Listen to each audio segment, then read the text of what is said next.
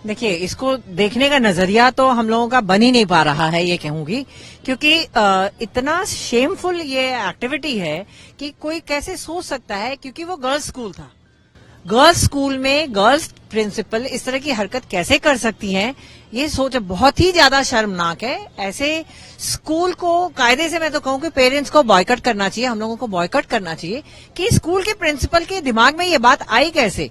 बच्चों का स्कूल है, बच्चे स्कूल में बहुत सारी एक्टिविटीज होती हैं।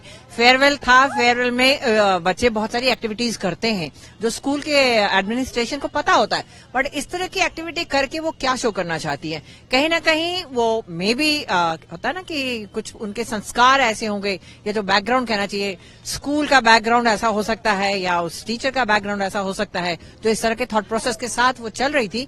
और लड़कियों को पनिश करने का ये तरीका उन्होंने अपनाया था, जो कि माने बहुत ही ज्यादा शर्मनाक है। ऐसे प्रिंसिपल को तो सबसे पहले स्कूल से हटाना चाहिए, स्कूल को बॉयकॉट करना चाहिए, और सरकार को इसमें सबसे पहले स्टेप लेना चाहिए कि ऐसा हुआ क्यों।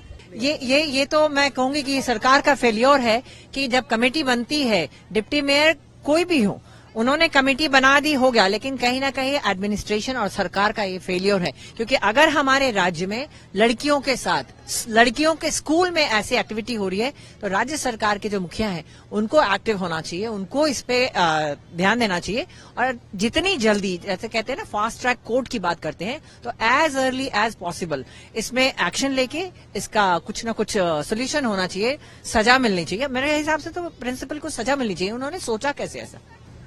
नहीं, महिला आयोग तो है, लेकिन बहुत अफसोसजनक है ये हम लोगों के लिए कि पिछले 5 साल ये सरकार का निकला, लेकिन उन्होंने उस आयोग में का गठन करके ना अध्यक्ष ना सदस्य कुछ बनाया नहीं, कोई नहीं हुई। हमारे राज्य की महिलाओं के लिए ये बहुत दुर्भाग्यपूर्ण स्थिति हो रखी है कि अगर उन्हें कोई परेशानी होती है तो वो जाएं कहां वाली बात हो रखी है। और अभी भी सरकार का गठन हुआ है, अभी तक कुछ ऐसा दिख नहीं रहा है।